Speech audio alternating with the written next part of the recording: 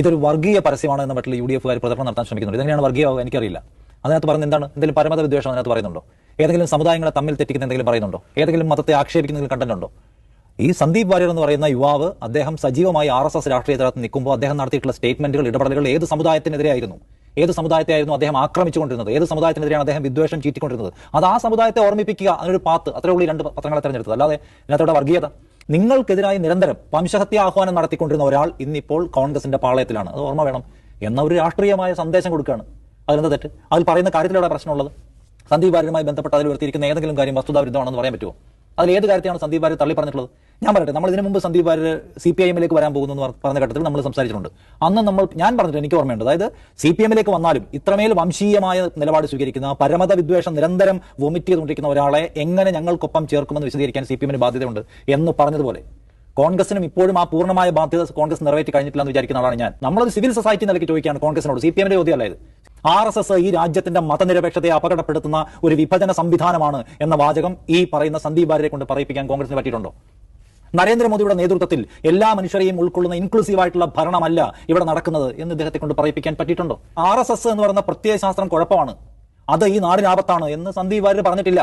സന്ദീപ് വാര്യരെ കൊണ്ട് ഇവർ ഫോഴ്സ് ചെയ്ത് പറയിച്ച എന്താണ്? ഞാൻ വെറുപ്പിന്റെ പ്രത്യയശാസ്ത്രം ഇറങ്ങി വന്നിരിക്കുന്നു. വളരെ പൊതിഞ്ഞൊരു വാചകം. അതിനപ്പുറം അദ്ദേഹം നടത്തിയിട്ടുള്ള സ്റ്റേറ്റ്മെന്റ്, ഈ കശ്മീരിലെ ആളുകളെ കൂട്ടക്കൊലയ്ക്ക് വിധേയരാക്കണം എന്ന് പറഞ്ഞത് തിരുത്തിക്കൊണ്ട് അതെനിക്ക് പറ്റിയ തെറ്റാണ്, അത് പാടില്ലാത്താണ് എന്ന് പറഞ്ഞുകൊണ്ട് അദ്ദേഹം തിരുത്തിയിട്ടുണ്ടോ?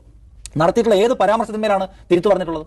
അല്ലെങ്കിൽ ഈ പറഞ്ഞ ഇപ്പൊ സുധീഷ് മിന്നിയുടെ കാര്യം, OK വാസുവിന്റെ കാര്യം അജിംസ് പറഞ്ഞു. സുധീഷ് മിന്നി ഇറങ്ങി വന്നത് എനിക്ക് BJP സംസ്ഥാന പ്രസിഡന്റ് K സുരേന്ദ്രനുമായിട്ട് അക്കോമഡേഷൻ ഇഷ്യൂസ് ഉണ്ടെന്ന് പറഞ്ഞിട്ടാണോ? അല്ല, സുധീഷ് മിന്നി RSS കുഴപ്പമാണെന്ന് മനസ്സിലാക്കിയിട്ട് ഇറങ്ങിയ ആളാണ്. സുധീഷ് മിന്നിയെ ഈ വാര്യയുടെ കൂട്ടത്തിൽ കൂടാൻ പറ്റില്ല. സന്ദീപ് വാര്യരുടെ പ്രശ്നം എന്തായിരുന്നു? അദ്ദേഹം ദിവസങ്ങളോളം K സുരേന്ദ്രനുമായി വിലപേശി നോക്കി. എന്തിന്?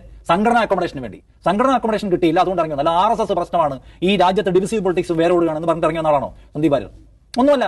സന്ദീപ് വാര്യർ വന്നത് നിശ്ചയമായും അയാളുടെ കക്ഷി രാഷ്ട്രീയ താല്പര്യത്തെ മാത്രം മുൻനിർത്തിയാണ്. RSS-നോട് അയാൾക്ക് ഇപ്പോഴും വിയോജിപ്പുണ്ട് എന്ന് വിചാരിക്കാൻ തക്കവണ്ണം ഒരു വാചകം അദ്ദേഹം പറഞ്ഞിട്ടില്ല.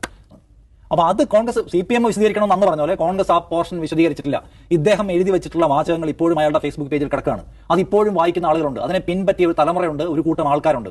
എത്രയോ മനുഷ്യരിലേക്ക് വിഷം പടർത്തിയ ശേഷമാണ് ഇറങ്ങി വന്നിരിക്കുന്നത്. അത് ഞാൻ വെറുതെ UDF എന്ന് പറഞ്ഞാൽ പോരാ, ഞാൻ ആ എഴുതിയത് മുഴുവൻ തെറ്റായിരുന്നു എന്ന്, അതൊരാളും പിൻപറ്റരുതെന്ന്, അത് വായിച്ചു പോയാൽ അത് തിരുത്തണമെന്ന്, ഞാൻ ആ പോസ്റ്റുകൾ ഡിലീറ്റ് ചെയ്യണമെന്ന് ആവർത്തിച്ച് പ്രഖ്യാപിക്കാനും താൻ ചെയ്തു പോയ പാപക്കറ കഴുകാൻ അഡീഷണൽ പണിയെടുക്കേണ്ട ബാധ്യത ഈ പറഞ്ഞ വാര്യർക്കുണ്ട്. കാരണം അദ്ദേഹം വേറെ ഏതെങ്കിലും പാർട്ടി നിന്ന ആളല്ല. അതുകൊണ്ട് കോൺഗ്രസ് അദ്ദേഹം ഇപ്പുറത്തേക്ക് വന്നു, ഞങ്ങൾ അദ്ദേഹത്തെ കെട്ടിപ്പിടിച്ചു, മധുരം വിതരണം ചെയ്തു, എല്ലാം ആയി എന്ന് പറഞ്ഞാൽ ഒരു കാര്യമില്ല.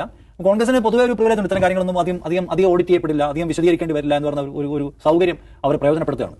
അപ്പോൾ അവിടെ വിജയിക്കേണ്ടതാണെന്ന് ജനം തീരുമാനിച്ചിട്ടുണ്ട്. അപ്പോൾ ഇത് മൊത്തത്തിലൊരു സംഗതിയാണ്, എന്തോ ഒരു BJP-യെ ജയിപ്പിക്കാൻ വേണ്ടിയാണ്, അവർക്ക് ജയിക്കാൻ വേണ്ടിയല്ല എന്നൊരു സംഗതി ഉണ്ട്. അങ്ങനെ ഉണ്ടോ? എല്ലാവർക്കും ലെവൽ പ്ലേയിങ് ഫീൽഡിൽ എല്ലാവരും ജയിക്കാനാണ് മത്സരിക്കുന്നത്. എല്ലാ കാലവും UDF മാത്രം ജയിച്ച ഒരു മണ്ഡലം ഒന്നുമല്ല പാലക്കാട്. ശരിയാണ്, കഴിഞ്ഞ ഒരു കുറേ തെരഞ്ഞെടുപ്പുകളെ ചരിത്രം എടുത്ത് പരിശോധിച്ചാൽ CPM താഴേക്ക് പോകുന്നതന്നെയാണ്. തിരിച്ചു വരാൻ ഒരു ശ്രമം നടത്തിക്കൂടെ? ആ ശ്രമം ശരിയല്ല, ആ ശ്രമം വേറെ എന്തിനു വേണ്ടിയാണെന്ന് എന്ന് നമ്മൾ പ്രീജഡ്ജ് ചെയ്യുന്ന ഒരു പ്രശ്നമാണെന്ന് അഭിപ്രായം വ്യക്തിപരമായി എനിക്കുണ്ട്. സന്ദീപിന്റെ കാര്യത്തിൽ കോൺഗ്രസ് ഇനിയും വിശദീകരിച്ച് കഴിഞ്ഞിട്ടില്ല.